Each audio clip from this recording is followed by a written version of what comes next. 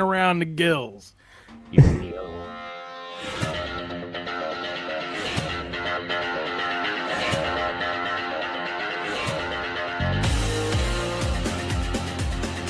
Welcome to the Bleeding Burgundy Podcast, a Washington Commanders podcast for fans, by fans.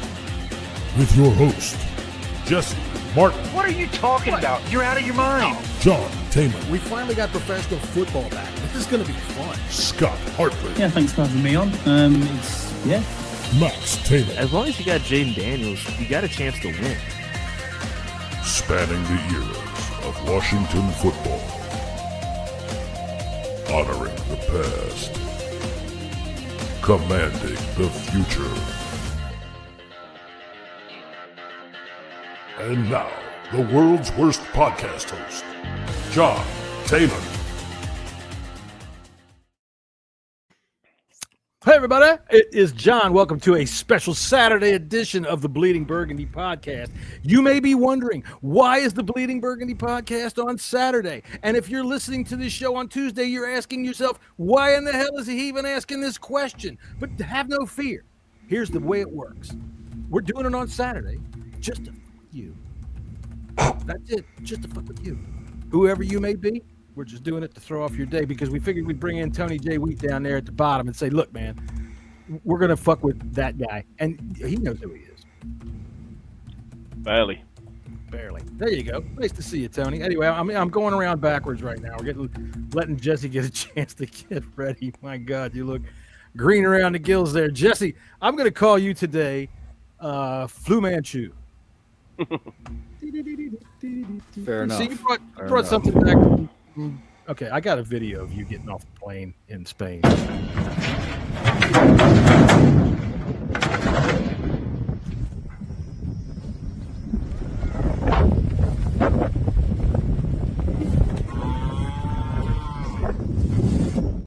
Yeah.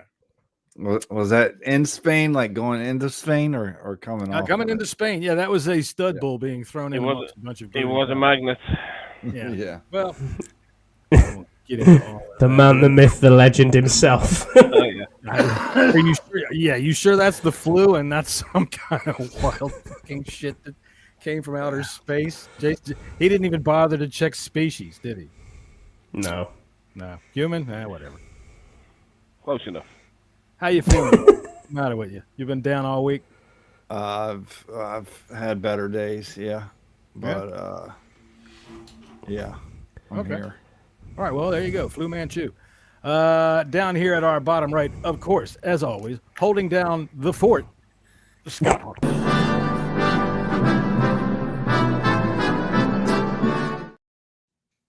Now, Scott, you've had the flu this week too, haven't you? I have. I got it off Jesse. Yeah, and so's my wife. So she's cursing him as well. So it's not good in this household at the moment. That's all I got to say about that. Over there, though, don't they call it flea? Oh, what happened? Scotty went mute. That's what happens when you spend your time in a bed with Jesse the Flu Martin. Yeah, it's all good. I'm glad you're looking a little bit better because I thought you actually had pneumonia at one point.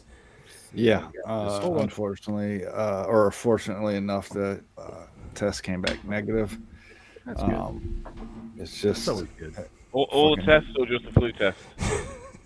We'll talk about that other test later. They have to get test tubes that don't melt first.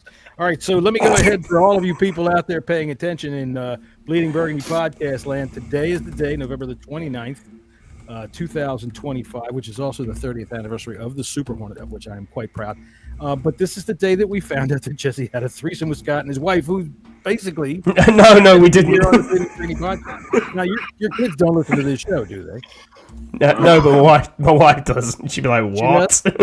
Well, she might have opportunity missed. I mean, it probably would be a better opportunity, to be fair. But there you go. Well, nah, I ain't gonna say it. Leave it at that. All right, so Tony, I said hello to you a minute ago. You're here filling in. He's our fill-in guy. Now that was Scott at one time. He's a good guy. He's a great guy, and that's why we like to call Tony. And, eventually Max is just going to say, look, man, I've just got too much of a social life. And Tony's going to become the fourth part of the show. So how you doing today, man? I'm good. I'm the most exciting part of ever becoming a full-time part is getting my own intro. Oh yeah. Oh, yeah. That day ever, I dread to think what you're going to do to me. Well, you're Irish. I've got a lot of possibilities there. There are options available. You'll be wearing a skirt. That's a Well, no, those are foregone that's conclusion. Scottish. That's Scots. I think Oh, same thing. Leprechaun is going to come into it somewhere. Yeah, it's got to be some sort of pot of gold joke somewhere along the line there, aren't there? Absolutely. Absolutely. Maybe a shillelagh. I don't know. A shillelagh. That's what I would expect if I did a pot of gold joke as a shillelagh upside my head. Anyway, all right. So you came back from without the flu. How'd that happen? I don't know. I must have like a iron constitution or something. But Stayed out of the bed with Jesse. well, yeah, You know what it is, though? It's the fact that Tony's been on a holiday to Spain more times than anybody else, probably. He's like, yeah, I'm used to it. He's got It's an fine. immunity. Yeah, my immunity levels are surprisingly high. Well, you did see the ad that came away, right? Because Jesse and them they went down to one of those clubs that you didn't go, but they were in an ad there. You might have seen it on the tube down in London there. I like that. We did see the inside of some highly dubious salsa club, didn't we? I love Scott. Oh, yeah. Did you go to the salsa club, did you, Tony? Yeah. Yeah, Nice. on the The Sunday salsa night. club. I think, were you there, Jesse, or was I imagining that? Yeah, I think Jesse was there, weren't you? Burroughs was definitely there. Yeah, I was there. Yeah. It was like €10 to get in with a free drink, and I got to the bar, and it was like 2 a.m. on Sunday night. So it was like the place was all not deserted, but it was let's say quiet. Mm-hmm. I got to the bar and I said, "I'll get my free drink now, please." And he was like, "What do you want?" So I was like, "Oh, give me a bourbon, give me some Comfort and Coke." And he came back with basically like a pint glass Of Southern Comfort? topped it like halfway up with some Comfort, chucked a couple of ice cubes in, and then topped it with Coke, and it was. Yeah. Dude, that's like drinking some fucking cough syrup. That's yeah. But that's how they did there. It's like It was crazy. I was drinking gin and tonics, right? Yeah, you were. And And they then one fill the thing, glass Southern up like Comfort, woof. that much with gin. Yeah. And then there's only like that much glass left. Yeah. And then they give you a bottle of tonic. So you're like double fisting and just like kind of taking a shot. I don't even know what's going on in these bars. You I mean, I guys walked are into hanging that- out in Take a Mississippi shot bourbon and and pour some double more fisting. tonic in. So the lower your glass is, the weaker it is. Well, it looks like Burroughs is double fisting. Yeah, Or the recipient of. Yeah. maybe. No, I walked into that bar fairly sober and left it after having one drink. Well, I guess so. Absolutely Scooby-Doo. Here, have a pint of fucking Southern. That's, I mean, I hate to say it this way, and it's going to sound terrible. Southern Comfort's the girls' drink. You might as well order slow gin. Fair, yeah, fair. What I say. All right. Looking up Anyway, daily. we do have a Commanders football game, and I've noticed that as we've been talking about drinking, this audience has dwindled. They're like, "Fuck this! It's Saturday. Hey, it's Saturday. Come on over here. What are you doing? You're watching a bad college football game. That's what you're doing. Come on into YouTube. Sit down with us. Give us a like. Give us a thumbs up. We're going to sit here and entertain you for a little while. We're going to talk about some Commanders football. We are going to pick some football games. We're going to decide who we like and who we don't. And yeah, we'll start off real quick with some first fast thoughts about the upcoming football game with the Denver Broncos. As soon as I find my stuff there. Jesse, would you like to go first? Do your best. Sure. Yeah. We get some weapons back. Weapons back. All right, Scotty, up. Still going to be a shellacking. Shillelagh. All right. Get it straight here. Okay, well, Tony, what do you got? Somewhere in the middle. I'm not surprisingly upbeat because we've got a few guys back, but we'll still probably lose comfortably. All right, for me, I'm going to say I wonder what the defense will look like. So, Jesse, let me talk to you first about that. We do get some weapons back. Now, do we get Terry back? Terry. I mean, Terry back. we had a field stretcher. I think that you see Noah Brown about as often as Bigfoot is cited. That's Do you want me to run through the injury report, John? Go ahead. Dude, have Noah Brown run through it. At least we can see him fucking run. Yeah, maybe that's one thing. So Noah Brown, it says groin, knee, not injury related rest he's had this week. So he was limited participant, then a full participant, then did not participate, and now he's out. Traylon Burks with a finger was a limited participant. He is unspecified for the game. Jaden with the elbow, limited, and out. Will Harris, ankle, full participant all 3 days, but he's down as questionable. Drake Jackson, knee injury, full participant, limited, then did not practice and is out. Ali Kehu, concussion, full participant. Yeah, KO, full participant all week. So he's obviously unspecified. Jalen Lane with a hip injury, limited, full. Frankie Louvu, shoulder, limited, full. Terry, quad, limited, limited, full participant, then did not practice. Chris Moore, shoulder, full participant. Tyler Ott was an illness / back injury, did not practice, then full participant. C-Rod, illness, did not practice, then full. And then the final one on there is Ben Sinnott, tight end with an ankle injury, was full participant all week, and he is also unspecified. Ooh. Ben Sinnott. Oh, Ben Sinnott. I thought you said Benson. I'm like, who the hell? No, Ben Sinnott. And then on the Denver side, we have Pat Bryant, wide receiver with the shoulder, Jonathan Cooper, linebacker, thumb, Alex Singleton, linebacker, illness. These are all full participants all week. Pat Surtain was limited, and then full with a pec. Jonah Ellis, another linebacker, hamstring, limited. And then Nate Atkins, tight end, has a knee injury and didn't practice all week and is out. If I had time, before we get to Christmas, I'm going to take limited, and I'm going to make it into a Christmas carol. Something. I'm going to somehow use that and make it a Christmas carol if I have the time. Loving it. Yeah, it could be, yeah. Limited, or something like that. Scott, you'll know from back in the day. Loving it.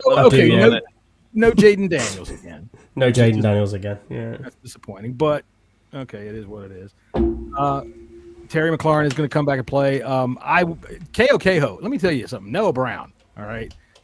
Keho is in the hospital all week, but we see why. That's why you go to the hospital. You go out there and you lay it all on the line and KO yourself like that. I mean, I'm not saying to Noah Brown to do that. But I'm getting tired of wide receivers with these injuries that I don't see, don't know what happened. They just go, ow, and then all of a sudden you don't see them for a whole season. So, grumpy grouchy. By the way, my grumpy grouchy rant to start the show is this. Me and Scott were talking before the show about how these shows make money here on YouTube and about how they have to trick the algorithm by putting up shit in their stupid fucking thumbnail about, well, the Commanders, who is it on the Commanders that's got... And you make it look like somebody's got AIDS or something like that, and you just leave. It's fucking stupid. I'm not participating in that shit. We're not participating in that shit. So if you don't find us, too bad. But if you do find us, you'll find some real people that are actually trying to fucking do something that's not that ridiculous fucking clickbaity shit. So yeah, I'm just not playing that game. That's fucking stupid. Let's see. Weapons coming back. Which one are you specifically most happy about? I mean, are you happier on the offensive side? Weapons, obviously, but Terry's coming back. So is that where you're hanging your hat there, Jesse? I think that's going to help. I mean, it's not. I think really it's bigger for Debo than anything, as at this point until Jaden comes back. Agreed. Because all the pressure is on Debo when. He's the only real weapon that we've had on the field in quite a few weeks. So you get somebody that can stretch the other side out, open him up a little bit, and I think Will Harris is a big one too for the defensive side. That's massive. Yeah, big. Especially if he's a full participant and his window's open and. They were talking about today. I don't know if they activate him properly today because I don't think he's been fully activated back to the 53. So maybe that's a quick transaction that they do this weekend, Jesse. I'm not sure, but you to your point, you're absolutely right. He's going to be massive for this team. We've heard a lot about him being a big communicator in the back end of this team, and that's kind of what we've lacked over these last few weeks. But I'll say. we'll see. Yeah, we'll see. You bet that right, because none of them know where they're going. You know, if Quan Martin's supposed to be the communicator, I don't know what language he's speaking. Anyway, I had said that's what I wanted to see. What's the defense going to look like? I kind of have a bit of hope here in that I think that given the bye week, Dan Quinn, what we saw in the game against Miami gave me a little bit of heart. I mean, granted, we lost the football game. We did stupid things because Cliff Kingsbury had to outsmart himself. But the overall defensive effort, holding 13 points to a team that does have weapons, when Tua's playing well, he can sling it. And I don't care what anybody says. Devin Ashane ran for 125 yards on us, and but we held to 13 points. So given an extra week for Dan Quinn to be able to still work this defense a little bit better than it had been worked, teach them a little bit more about what it is that he wants them to do, I think it'll probably do well. So, nobody gives us a chance in this football game. I'm giving us a puncher's chance. Yeah, I definitely. I think we're going to sneak out a win. Really? Holy shit! You've got some drugs in you. Excuse me before I say any further. NyQuil is doing its wonders in Jesse Martin right now. It's going to be one of these shocking wins that everybody's is going to get all pissed off over because we actually won the game. Yeah. Because everybody's talking about draft position right now, and I'm at the point where I don't give a shit about draft position. I want to win football games. Yep, absolutely. There was a debate. Yeah, and there was a debate about this that I was listening to this week, and it's the classic thing. You get in the position that the Commanders are in, and everybody just goes tank. Yeah. But then it was kind of suggesting, I forget who it was one of the beat guys, but they were talking about how much. Oh, it was Logan Paulson talking about how much more important it is psychologically to the team in terms of their. The team's going to be different next year. Obviously, they've got 30, however many bloody, 20 odd free agents again. But the psyche going into the off season of, let's say, going 500 between now and the end of the season, Jaden coming back, Terry coming back, maybe your friend Noah Brown, John, coming back, and winning a couple of games, going into the off season feeling good, feeling a little bit more positive. Jaden, everybody's on the Jaden bandwagon of his injury prone second season slump, blah blah blah. Let's just go into the off season with a changed narrative that's a bit more positive, rather than losing out from here, going 3-14, but whoopie doo having a top 5 draft pick that will probably choose the wrong player anyway. So, let's win some games. Right, and there's layers to that. For one, you're right. For the players' psyche themselves as a team, it's important to go out and play and win. So you don't bubble wrap guys at this stage of the season just because things aren't perfect. And it also sends a message out there. We are a team that's in a position where we have to sign free agents. We have to sign meat and potatoes, 1-year guys, 2-year deals. Not big superstars. We're not looking for flourishes. We're not looking for finishing touches. We need roster. And if you tell a guy who's that kind of a player, whose average career is 3.7 years, that you're going to waste one of these years because it ain't going well for the quarterback, they're going to play someplace else. So there's a lot of reasons why you play, and you play hard. We've seen it in preseason too, right? When they say they play half speed, that's when you get hurt. So go out there, play hard. So Jesse, you think we can win? What? Yeah, I think it's going to be one of them low-scoring affairs, and we're going to somehow sneak out a last-second 57-yard field goal for the win. Wouldn't that be just the freaking great? Who's our kicker this week? What's Jake his name? Moody. Yeah, Moody. When I say this week, I mean this week. It could be not next week or the week after, but the 10th kicker in 2 years. Yeah, it's just crazy. I mean, I had a look last night and I was like, right, how many? It was Pete, I think, in one of our chats was talking about it, and I was like, wow, how many kickers have we actually had?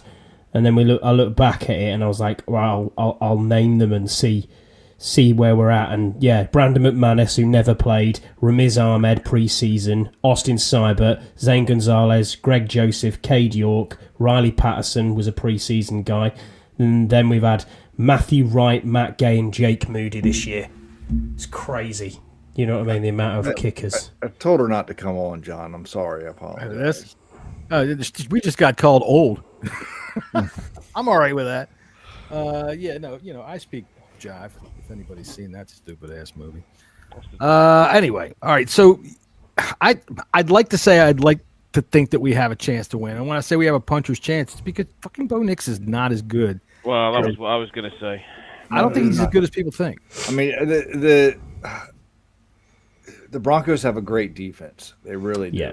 But I think now that Cliff, especially with Terry back, I think it opens him up a little bit as well. And I think he can scheme around some of their, big name players. Got to get the ball out fast. Our offensive line is relatively healthy. So that's true. Protecting Mariota, and if Mariota protects the ball himself, I think we have a chance. I think the only issue with Nix is, he's limited, and I suppose like every quarterback, if you heat him up, but Nix in particular, the problem is can we heat him up? That's the issue. Well, see, the thing is that they've won 7 in a row. Is that what they're at? 7 in a row. Okay. And out of those 7, I think like 4 of them are miracle, oh my God, comebacks. Okay, so they did that to the Giants, and they did it to the Chiefs too, I believe. 6-1 score games, John. All right, so here's the thing. Earlier in these games, as I'm watching Bo Nix, he misses guys that are wide open. He makes bad throws. I mean, like what the hell was that bad throws? He just clicks it on in the fourth quarter, and that defense keeps him close, or not, like as in the Giants. And he does turn it on at that point, and they do well. J.K. Dobbins is out, right? So they're going to go with R.J. Harvey, who I think is pretty dangerous. Yeah. But here's the thing: when I'm saying I feel a little bit of something maybe with Quinn's defense, here's what I want to see: Dan Quinn and your defense turn the ball over. He's going to make some bad throws. Be in a position to take a fucking takeaway away. I'm listening every Thursday night. Al Michaels out there on Thursday Night Football. Hey, there's a turnover. It doesn't have any turnovers, the Jets. He says it every Thursday night. They've only got 1. What have we got, 5?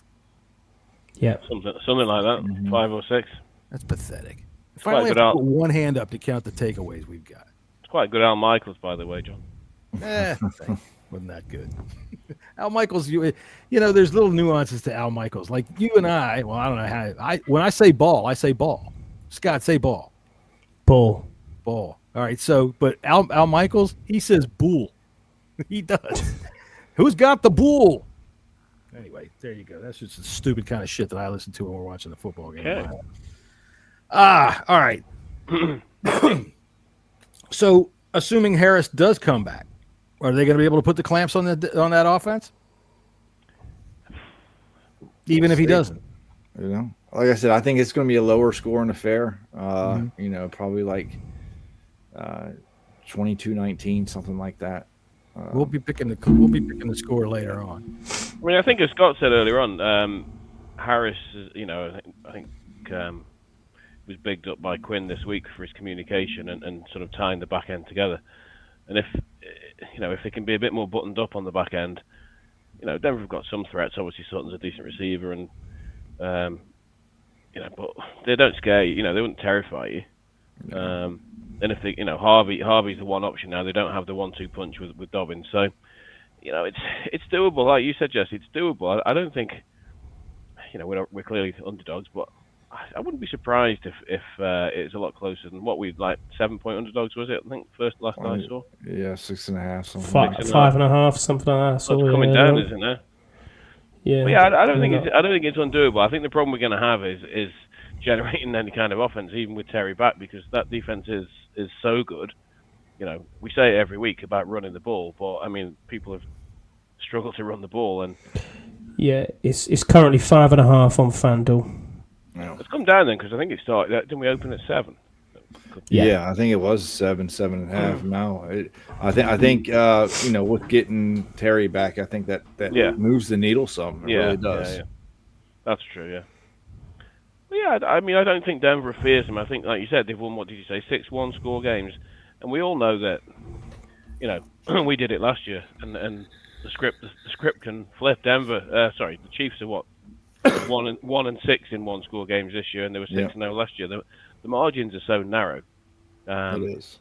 And even with us last year, with all those one-score games, we lost a couple of one-score games. We lost, the Steelers one, and we lost the Cowboys one, and if it's tight, and Denver, mind you, Denver have got a little bit more freedom now. The Chiefs have lost again, so whether there's be any complacency that comes into Denver, I doubt it. Not with Sean. Yeah, I doubt it as well, but you just never know. And I know it's the old any given Sunday cliche, but I'm not convinced that Denver are some juggernaut that are just unbeaten.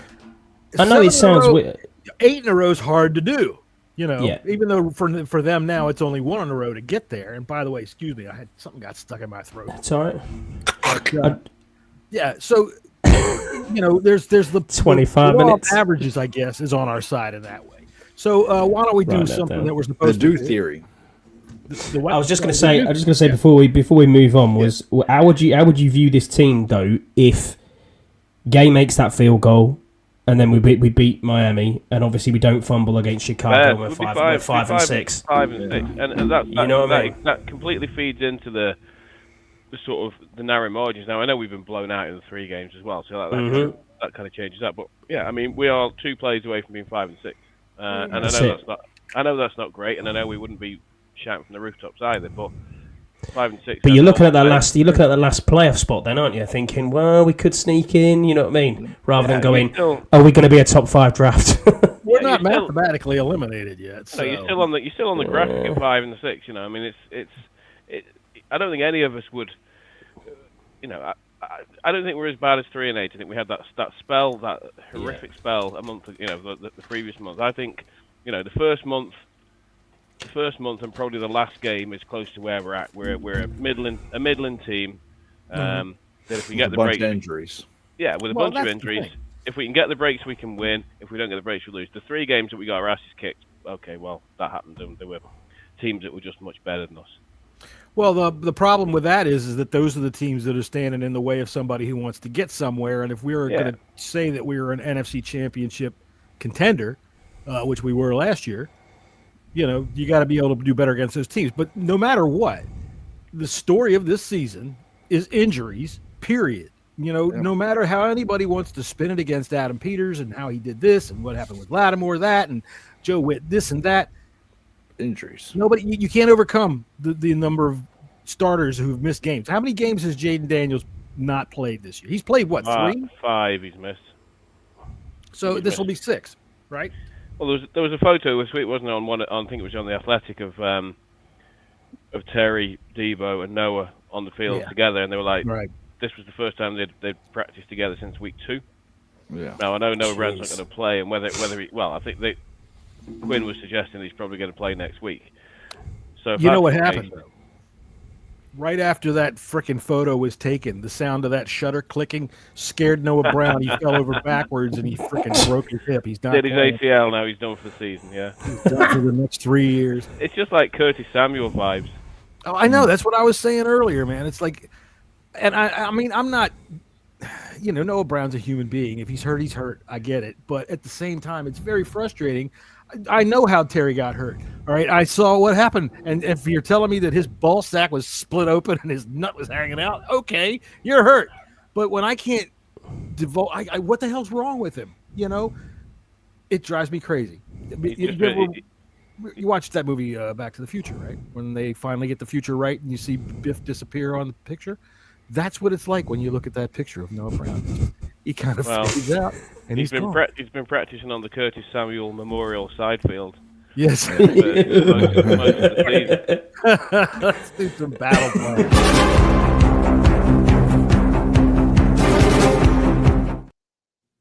All right, Jesse, what do we got to do to win this football game? Yeah, I want to get Debo involved heavily in this game. I think with some short, quick slants, maybe even do some bubble screens.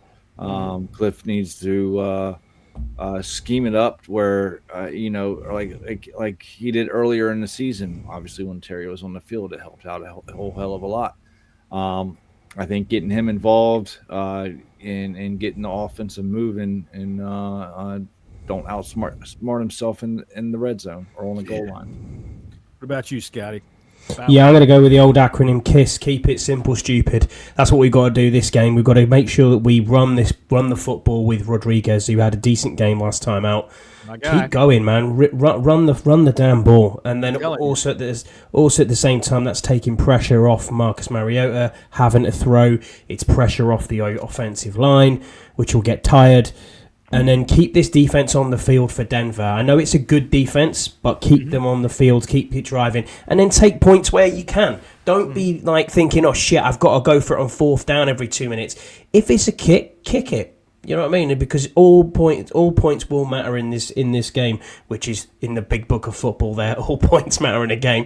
But we need to make sure that score more points than the opposition. Absolutely, rule 101, Tony. You know it. But it's just long drives again. It's the usual battle plan. It's no different to doing anything. I want to see the same battle plan that we had when we went into Philadelphia that time and beat them on their unbeaten run. That's what we've got to do. We've got to do that. All right. Let me hit it one more time for those that are just now joining us. Tony, your battle plan.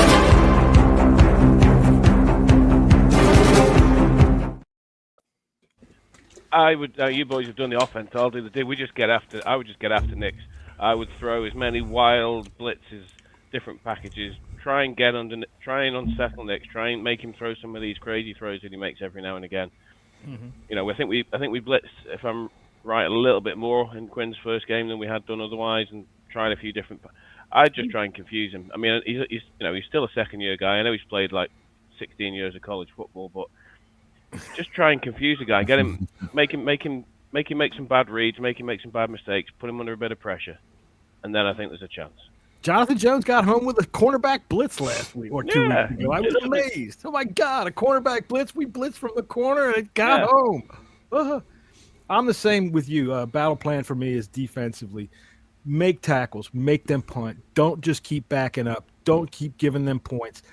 And, put it in the hands of the offense. Last week, look, other than Cliff outsmarting himself on the first fucking drive of the game, we had a chance until you could see Mariota's brain just flicker. Just that one little – and he threw that interception. We probably could have won that football game. So – still don't with the defense, tackle, stop them, make play, and play intense, man. Get in there, like you said, get after them, and try to force a couple of turnovers. Knicks will throw some wild passes, and then that's what you got to do. That's my battle plan to win this football game. Hit them in the mouth.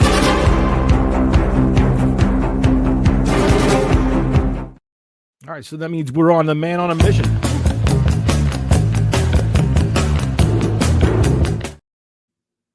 Damn, we're just as musical as Jesse after a night of a taco party. Let's see here. Tony, who's got to have a big game? Dying. I got him. Who's got to have a big game for the Commanders to win this week? I'm going to say Jordan McGee. Okay. I was going to say the same damn thing. Yeah, Jordan McGee needs to, be this may sound stupid, just be available out on the flats, be available, when Harvey comes running, outside the tackle, be available when the tight ends are, coming out. He has played a little bit more. You can see his speed on the field. But I think we need to see a lot more him being available and able to make a play. All right. Down below, Jesse.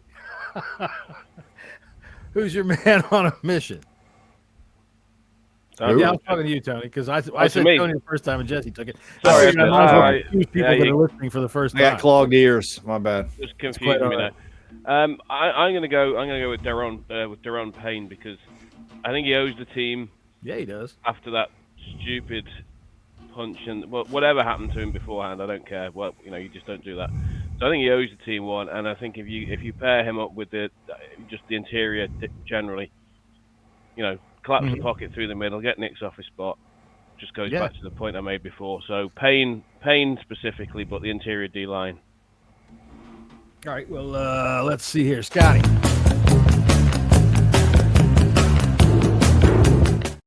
Man on a mission. Jake Moody. Jake Moody. I did think of saying that as well. We need a kicker. We need a kicker. We need someone. We need him to come up clutch quite a few times. The standard at the moment seems to be 60 yards. I'm not expecting that, but just be good, man. Just kick what you can, and make sure and just don't miss when we need you. When we need you, clutch. We'll be all Hit right. the kicks when you go out there to kick them. That's right. Give us a 7th field goal, Austin Seibert. That's how we were at that game. It was we were just like, man. Yeah, that's it. Just kick keep the going. field goal. That's fine. Sorry, I've been out in public today. I'm hoping I didn't come down with something that just hit me like 10 minutes ago.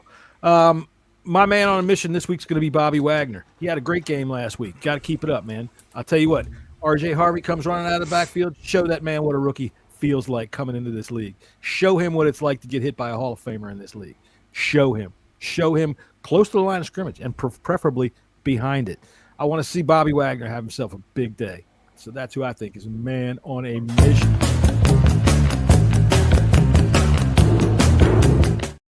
All right, we're going to get into some NFL football picks now. Let's see here. I got to change some things up here, so we'll change it to this. And we will go to the first game, the Rams and the Panthers. All right, we got the Rams at the Panthers. Rams are favored by 10.5. Over under is 45.5.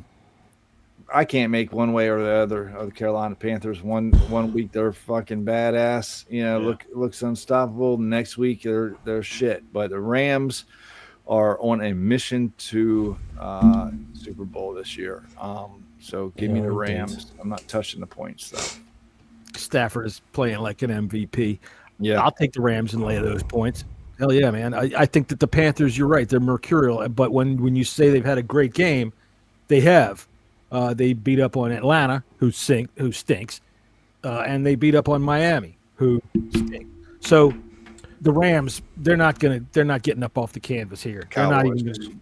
No, they beat the Cowboys. The Cowboys had no defense at the time. The Cowboys. Yeah. The Cowboys are looking pretty damn good right now. I'm not even talking about them yet. Yeah. I'm taking the Rams all day in this. Give me the 10.5, or I'll lay the 10.5 points for sure. Yeah, for me, I mean, the only bright spot for the Panthers over the last few weeks has been Tetero and McMillan. He's played really well. I mean, if it was me and I was looking at this game and from a betting angle, I'd probably want to take Devontae Adams with 57.5 yards. I mean, that's pretty good. He's had a good few weeks lately. Everyone's going to back Puka Nacua. We know that. But yeah, I'm with you, with the others there. Give me the Rams all day on this. They look like an absolute Super Bowl juggernaut. Yeah, this would be a good game to put a parlay down.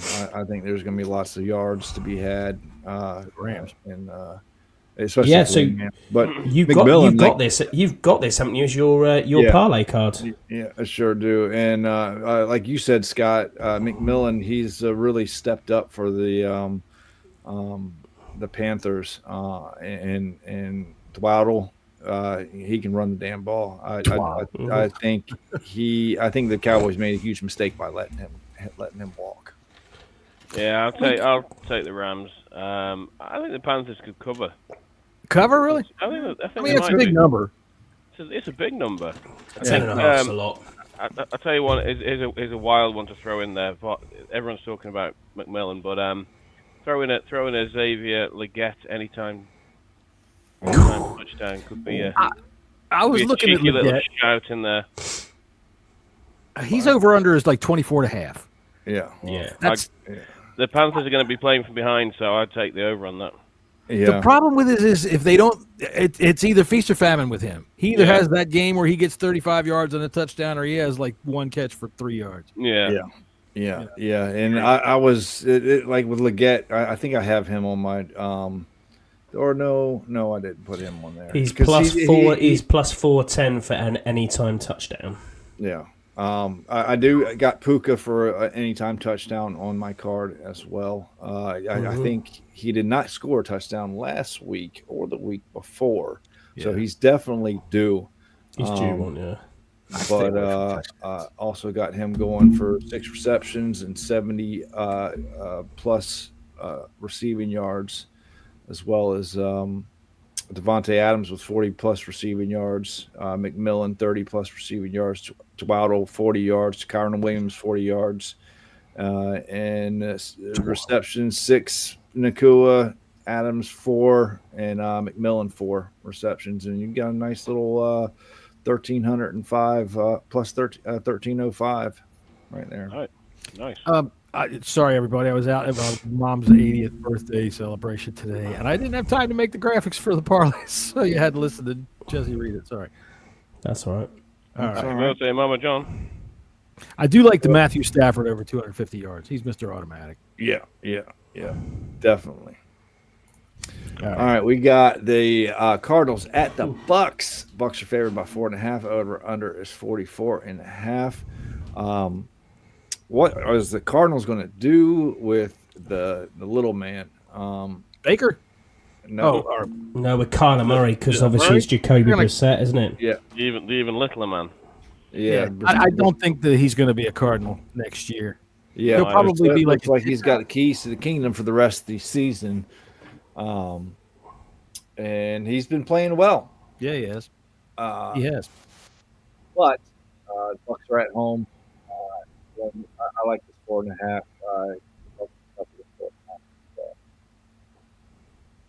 Okay. I tell you what. Baker's playing, but not healthy. Baker's playing. He's got a sprained left shoulder, but he's playing. Now, So is Bucky Irvin by the looks of it. I got this game I bet it on Tuesday, and I got the Bucks at -2 because it looked like he was. So I got it at 2. So I'm happy with that. Nice. Yeah, I'm real happy with that. I like the Bucks in the game, and especially better now that Baker Mayfield's playing. Baker had this exact same injury in Cleveland in his last season, and it was dreadful. It's down to 3.5 now. Is it really? Yeah. People are coming up on the Cardinals, probably because they just heard Tony say that. Wow. Maybe right. Tony, what are you saying for this game, mate? I have a sneaking suspicion that the Bucks have kind of peaked and are going down the other side a bit. So I'm gonna. I think the Cardinals will at least cover. I might even take them for a surprise win. Okay. I wouldn't be surprised. Is that Tony or is that Max over there? No, I wouldn't be surprised if he did. I'll tell you this. I said I got it at 2 points on Tuesday. I wouldn't touch it right now because I don't trust 4.5 points with Baker in his shoulder like that. Same. I don't know what to make of this game. This is one of the hardest ones to pick this week because, as you said, Baker Mayfield's not been in good form. Neither team have been in good form. Bucky Irvin, don't know what he's going to be like if he does come back, but he's trending the right way. And Jacoby Brissett, I don't know. He made a record, NFL record, didn't he, a couple of weeks back? But I'm not sure. I'm gonna take the Bucks because they're the home team, and that is about it. All right. Is that one? We all done with that one? All right, we got the Titans at home versus the Jaguars. Now, Scott, Jags. Yes. if the Jags make the playoffs, you're getting some anal, right? Oh, wow.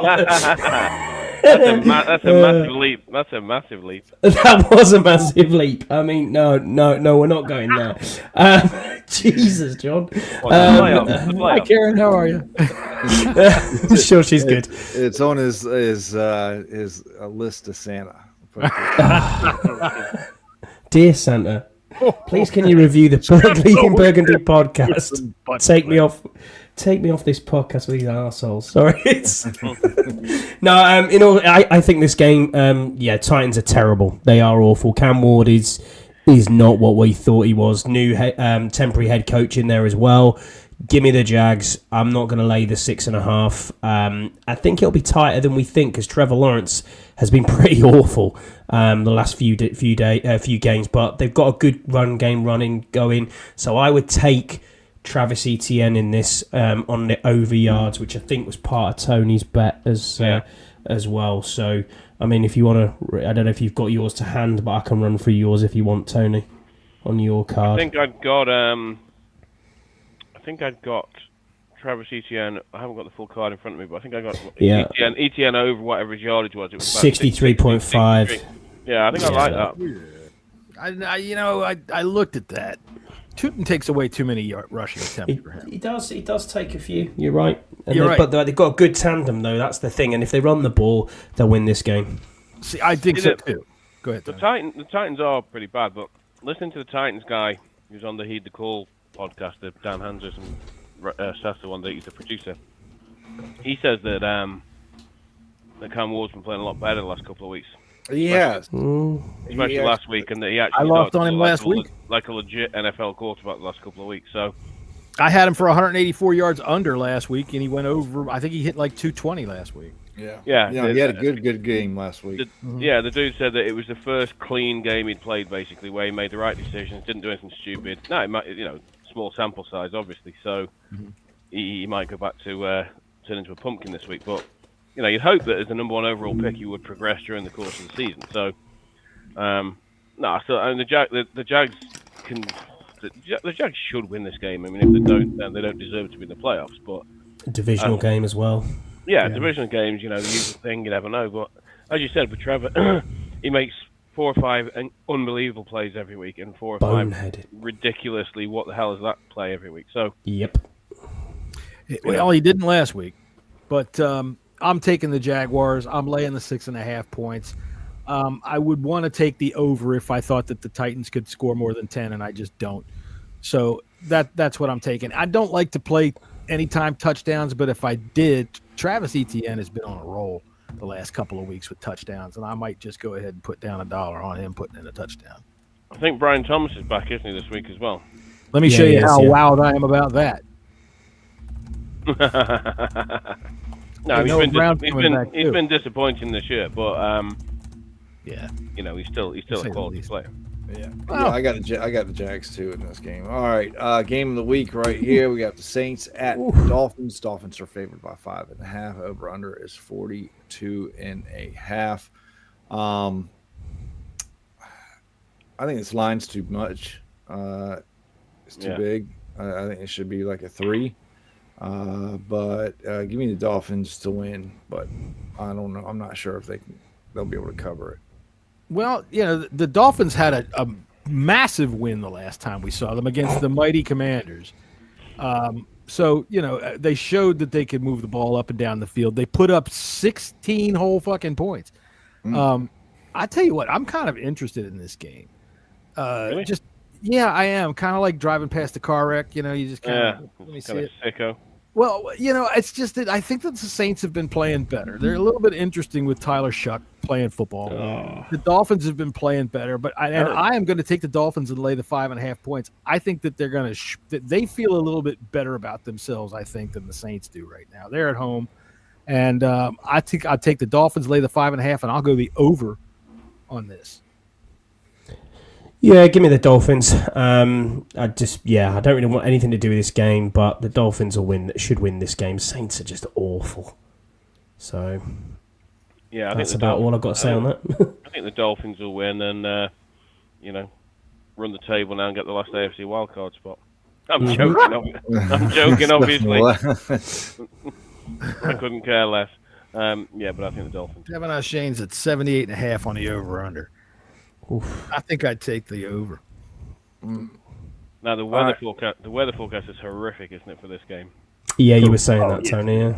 The 49ers at the Browns. 49ers are favored by 5.5. Over under is 35.5. This is going to be a who can run it better game, and you're gonna have to give me the 49ers. And I looking at Brian Robinson's over under. I was looking at this earlier. I think it is 27.5. I would hit the over in this game. It's that Browns defense. Ooh, you are gambling. Yeah. Man, that's the one thing that they've got that's better than anything else in the league is their run defense. I'm sorry. No, it's only 21.5. That's why I was like, I'm taking the over. And with Brian Robinson. He's going to get a lot of carries, as well as Christian McCaffrey. And the weather's going to be as bad as they say. Ball's going to be on the ground. I like the 49ers to cover in this game. The Browns defense is good, but Shedeur Sanders is going to come out there and he's going to look like why he's a 5th round pick. Last week, I thought he would run a little bit. He didn't run at all. He beat the Raiders. Congratulations, but he really didn't play all that well. He had a couple of nice, holy shit shots. And he might get a nice holy shit shot in this game, but this is a different animal, the 49ers. I think that they're going to be able to win this game easily, even in the bad weather. Who sent that that thing in one of our threads about Shedeur saying, thank God? And Yeah, God, me, I sent that, yeah. That was funny as hell. You think that was me? What the fuck? I like it, and I honestly, I want to see him succeed just to shut these people up. I'd like to see him do well enough just to be able to show people that their fucking narratives don't mean fuck all. Just shut up. Nobody. Well, the narrative was he was supposed to be the overall #1 draft pick. Right. Well, we see that he shouldn't have been. Right. We can see that now. Some of these people, they put these other notions in it, and it's over the top, and too much. I talked about that last week. I'm not going to get back into it. Who we got next? Well, I'm going to take the 49ers in this game, John. Oh, we had Scott next. Sorry. Okay. I think if you could bet on defense, which I can't seem to see where you could, I would love to bet like two sacks as a minimum for Myles Garrett. He has been unreal the last 4 games, but I can't see that. What's it? You need 6, is it, for the record or something? I think so. Yes, he's not far away now. And I will bet you that when he gets it, whoever gives it to him is not going to lay down on the field like Brett Favre did. Yeah, Mark Gastineau will be able to sleep easily again. I hope not. I never did like him. The best thing I ever saw having Mark Gastineau, when he was in his stupid sack exchange bullshit and doing all these dumbass dances, he sacked the Rams quarterback, and he got up and he started doing his dumb shit, and the whole Rams offensive line beat him up. Jackie Slater. Yeah, they were shoving him around. They shoved him back to the other side of the line of scrimmage. That was great.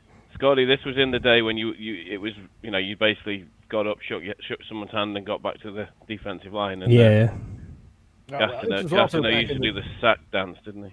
No, he did the sack exchange dance, and he would. I mean, this was also the day where they do a freaking half ounce of cocaine at halftime and come out of their fucking they're playing football. So yeah, and all the Rams offensive line basically mugged him. Oh, here's the game of the week, boy. There we go. 100%. Kirk O'Chains. Kirk Cousins. Hey, Jesus Christ! Let me tell you, if we went back through this list of what we're looking at right now, of all these games, even though we don't have a full slate, what did I always say to you guys? By Thanksgiving, the quarterback matchups, it's ridiculous. They can't protect them. People bitch about Jaden Daniels getting hurt, and we might get – they all get hurt. Look at this. We've got Kirk Cousins against Tyrod Taylor. Jesus. And this is not the only game this week. I mean, almost half the slate this week, you're not getting the quarterbacks that these teams initially were deciding was their quarterback. Yeah. Falcons are favored by 2.5. Over under is 39.5. Give me the Falcons in the under in this game. Yeah, I agree. Falcons in the under. What do we have on this game here? Go ahead, y'all. I'm just looking. I'll take the Jets. The Jets at home.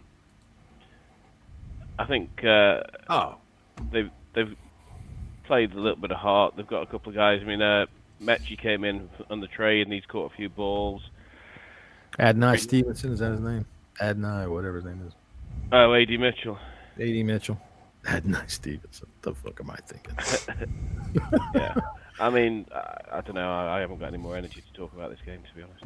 Well, Bijan Robinson's got an over under 78.5. I'd take the over on that for sure. Drake London's not playing. He's in my fantasy team. I know that. So, yeah, that's bad. He's not playing? No. He's out. They ruled him out already. Well, I mean, it's just one guy Kirk Cousins can't miss. That's all that Well, means. that's true. He's terrible. Darnell Mooney. Take the dart. It's Darnell Mooney season. Ugh. Or Kyle Pitts season. Ugh. Yeah, the under on this game is looking better and better. Yeah.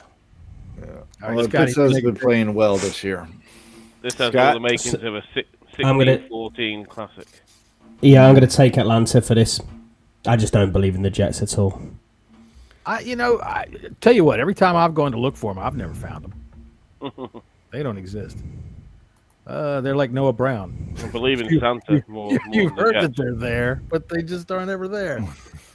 All right, we have All the Texans at the Colts. The Colts are favored by 3.5. Over under is 44.5.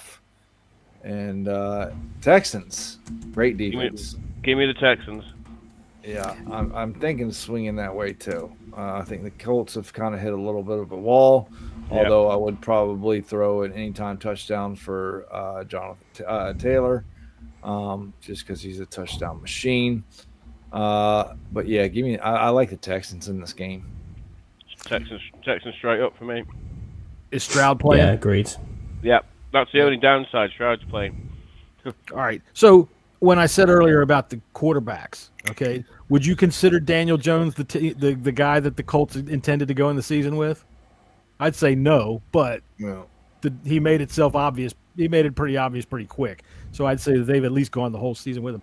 He's got a broken leg. He's got a broken fibula. So Yeah, it's hard for me to. I mean, you're right. They've hit a rough patch, but they had such a good offense. It is such a good offense that at home, boy, it's hard for me to not bet with the Colts. It really is. But I'm not. I'm not touching this game. The Texans defense looks to me like a pack of hyenas chasing down a wounded animal, man. They really just get after them. I love watching them. They swarm and are just nasty. So I'm not touching it. I'm taking the Colts to win, and that's it. I'm going to take the Texans. I think the Colts are on a downward slide now. Daniel Jones just he's had a bit of a brain fart, but they have got Jonathan Taylor, as Jesse said. That's the only saving grace for them. Yeah, give me the Texans in this game. I think their defense will rule in this one.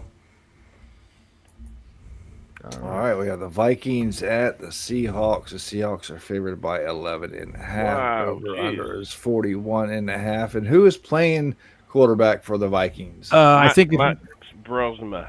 Fred Blumpston. It's the undrafted free agent. Is it really? Yep. Yeah. Yeah. Art Marfson. JJ McCarthy's out. Really all that needs to be said about this one, guys. And Tommy Kramer might be starting for the Vikings potentially. Yeah, no kidding. Yeah. Seahawks should win. I got them covering these. It's only 11.5. That's crazy to me. Actually, it should be like 14. I mean, this guy, Bubba Mumford. I don't know what he's going to do. You know, I have no idea who he is. Okay, he might Taylor Heineke it and have himself an amazing game, but I can't bet on that. Fuck no. I'm taking the Seahawks. We were talking a couple of weeks ago. Seahawks looked like possibly a Super Bowl team, and then they met the Rams. But Seahawks should cover this, and I'm going to go the over on this simply because this guy Walford, he should be able to hit at least one of these wide receivers one time. To get himself something. These two running backs should be able to score a touchdown or two for him. So I'm taking the over. Seahawks should win something like 38-17. You'd have thought that McCarthy would be able to hit one of them at some point, but he's not proven to be able to do that yet. It's the Irish in him. That's true, yeah. He's drunk. No. Oh, my God. Oh, dude, the Irish guy, this week he tested, he looked at Thanksgiving foods. He tested positive for Guinness. He liked the pumpkin pie. I thought that dude's funnier than shit. I can't remember his name, though. Follow me, I'm delicious. Follow me. I like him, Garen. He's funny. Yeah, he's hilarious. Scott? Yeah, looking at this game, give me the Seahawks. Absolutely easy peasy lemon squeezy. I'd take the 11.5, no problem with that. Jackson Smith and Jigba's on for 2,000 receiving yards. on the season. He's been the best wide receiver in the entire NFL, and he'll probably get 2 or 3 touchdowns again this week. I don't know. Yeah, Seahawks comfortably. Probably over. All right, this is a good game right here. Bills are kind of on a little slide right now against the Steelers. Their Bills are favored by 3 as the away team. Over under is 45.5. And I think the Bills get back on track this game. So give me the Bills to win. Is Rodgers playing? Rodgers is supposed to be playing, isn't he? I think He is. Yeah. at least trying to play. Not that guarantees much.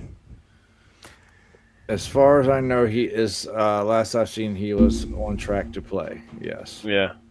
Yeah. Just a slight anecdote. We were watching the Eagles game last night, and I had it on over dinner, and my missus turns around and goes, "Why is Aaron Rodgers the head coach of the Philadelphia Eagles?" That was quite good. I was quite impressed. I was quite impressed that she knew who Aaron Rodgers, what he looked like. I said, "No, that's Nick Sirianni. He's the head coach of the Eagles." She goes, "Well, he looks a spitting image of Aaron Rodgers." Close enough. Okay.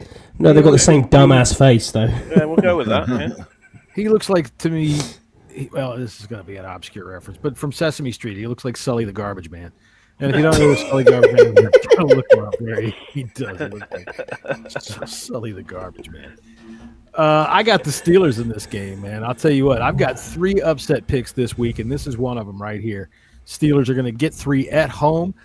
The Bills, you're right. They've been sliding. The Steelers' defensive line's been playing better when they've come up against somebody good and they need to do something. They've done it.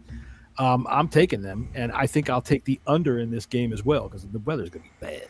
Yeah, I'll take the under definitely on the score. Yeah. I think the Steelers have got a real opportunity because the Ravens lost, obviously, and everyone was saying, "Oh, the Ravens are going to overtake the Steelers now," and blah blah blah. But the Steelers win this one. They're back out in front. So You'll know it too. I'll take the Steelers. Nah, give me the Bills. Give me the Bills. Josh Allen's gone on a get-right game, and Cook is on fire. He's on fire as well, running back there. So, yeah, Bills. I mean, the Bills. I don't know what to make of the Bills. Like, how do you get beat by like 30 to Miami? Crazy. Why do they don't have? I don't understand what they do with their wide receivers. I was going to say they don't have any receivers. Well, I mean, they have them. They just don't. They have them. They just don't use them for some reason. They put Keon Coleman on the bench, and I mean that dude hasn't been all that good. But you're not. No, it's because Keon Coleman's but Keon Coleman's got attitude issues. He's a Bertie Big Bollocks, John, and that's the reason behind why they're doing that. And it's a genuine thing. They've benched him for that reason. He's going out. He's got complete diva behaviour, and Josh Allen won't even throw to him. So that's why you see so much out of Dalton Kincaid and people like that when they're playing. So they've got 2 good tight ends there as well, the Bills. So yeah, the Bills. Give me the Bills. I think I saw the ghost of Curtis Samuel there the other week again. Still, he is there. He is there. Yeah, he is. I think. Fantastic. Let me see here. All right, we got the Raiders at the Chargers. Chargers favored by 9.5. Over under is 40.5. And the Chargers line might be a little bit much for me, but give me the Chargers. They're looking like they're trying to get back on track. Over under is 40.5. I might go the over as well on this one. Ooh.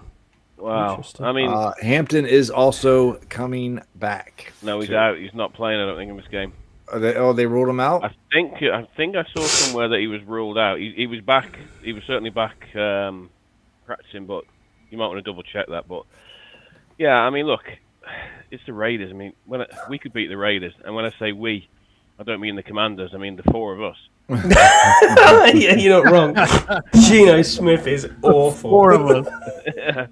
At least you know whoever's playing defense, Tony's gonna get at least catch an interception. Fucking Geno Smith, no problem. Geno's giving away like charity card. Did you hear though that I saw somewhere, and it's probably complete absolute BS about the previous. Who was the defensive coordinator there? Chip Kelly. Chip Kelly, the offensive coordinator. Offensive. Yeah, he was putting the wrong plays in that weren't even installed in the playbook. Yeah. Well, also plays that didn't exist.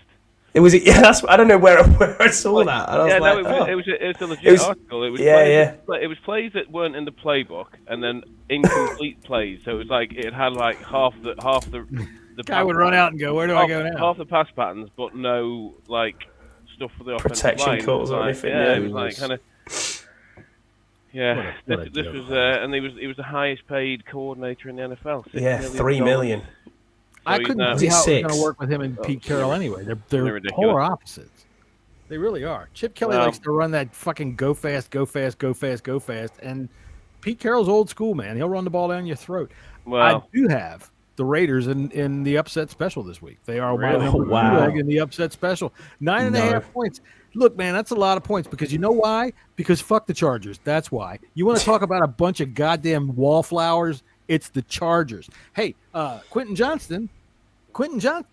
Anybody seen Quentin Johnston for the last 2 fucking months? Hanging out with Noah Brown. Right. You know what? Fuck the Chargers.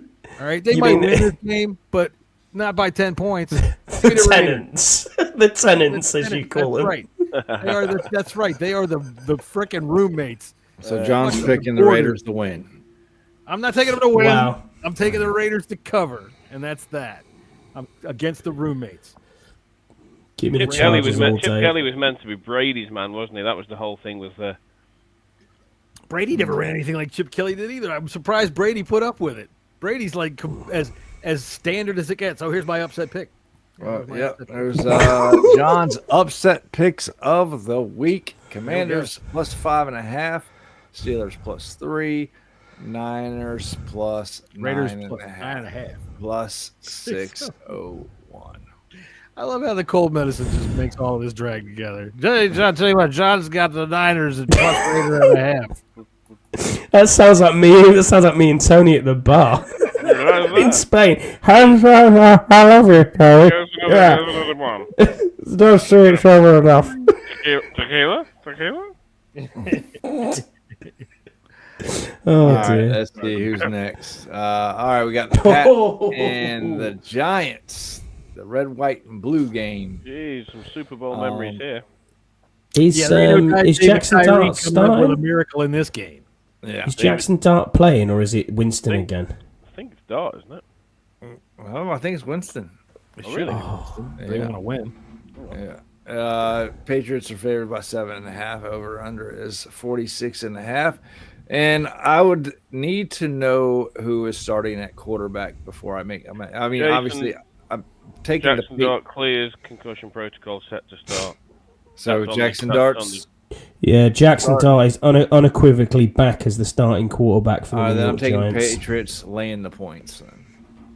No belief in Dart. If Winston played, I would still take the Patriots, but I would have the Giants be able to cover. Drake May is Mr. Automatic this year for me. And I'm going to take him again at over 244.5 yards passing for sure. I'm taking the Patriots laying the 7.5 points. I haven't decided on the over-under on the 46.5 because I think that the Patriots are that good. I think that they could their minimum this week I think is 28. So, do the Giants get 20? I don't know. That's what I think. The Patriots win this week. They win big. The Giants. Yeah, me too. Giants suck. Patriots are going to win this, no problem at all. Easy laying the 7.5 points. This. I like the Patriots. Good side. Good turnaround as well. No, that's easy. Well, yeah, coach and quarterback combination matters. It really does, and you see it also in Chicago. Yeah, right? They've figured it out over there, and even though I hate that really prick. the reason why they're winning, he isn't playing terrible. Are we actually basketball guys, John? I would really love to fucking watch. I would really love to be able to take the ball away the way the Bears do. I wish we could just intercept the pass like they do. Holy shit. Kevin Byard's been doing it all his career, though, so he's some ball hawk at the back. He's got, 6 interceptions now, I think? Yeah, it's crazy. He had one yesterday, or did he have 2 yesterday? Yeah, One he had yesterday. at least one. Yeah, I know he had the one. Byard's been doing it. He's been doing it for a decade. At the Commanders Sunday Night Football, Broncos are favored by 5.5. Over under is 43.5. And I like the Commanders to sneak out a victory. I got this on a close game, low scoring game. But I think the old Manders are going to surprise everybody. I agree. I'm taking them. I'm taking them to win because I love the team, and that's why I'm staying up to watch them. I'm not watching them to fucking lose. And, Josh Harris and I have that kind of an understanding. I do have them as part of my upset pick, so I like the Commanders with the 5.5 points. I'm thinking about the over in this game, but low scoring to me seems to be more like 24-23. So, yeah, I would go the over. I think I'll go under on that, but yeah, I think this game the Commanders can win and possibly cover. But if I had to make a call now, I'd still probably just about go for the Broncos to win. But I wouldn't be surprised if we did. Rodriguez is only 41.5 yards over under. I might go the over on that. That sounds pretty good to me. Yeah, I mean, this game, I'm just not feeling it at the minute. I still think that the Broncos will win this. I don't think it'll be easy. I don't think we'll lose by 7, 10 plus points, but I think it'll be close. But we might probably just lose by, say, 4. All right, then. So what's your score prediction? I got 22-19 Washington. Yeah. I said 24-23 Washington. What do you got, Tony? I will go 19-17 Denver. Okay. What about you, Scott? 24-20 Broncos. Okay. A lot of British negativity. Yeah, you bunch of wankers. I tell you. You're not wrong. All Guilty as charged. All right. So, hey, man, look, Blood. going right here. Appreciate everybody coming on and watch us this Saturday night. I understand that that's not the usual night that we're on. I hope you had yourself a good time paying attention to all the stupid stuff that we're talking about. Jesse, I appreciate you getting out of the sick bed and coming over. Did you listen to last week's show back yet? I don't think so. I don't think so. He's still in bed with flu. Scotty, thanks for coming on. Tony, thank you for coming on, man. I always appreciate that. And Jesse, happy Thanksgiving. I'd say happy Thanksgiving to these bastards down below, but they don't have nothing to be thankful about. They don't have Thanksgiving. Ungrateful pricks. Yeah, no. I mean, you you carry on like this, we're going to take you back under our wing. That's true. The decided they don't have anything to be thankful for. Yeah. All right. Well, I think that cough right there is our signal to go. So for everybody that's out there in podcast land, thanks for joining us. Give us a like, give us a thumbs up. And we'll see you after the game on Tuesday to recap everything that we saw. Later. Oh, I got to hit the button. Let's just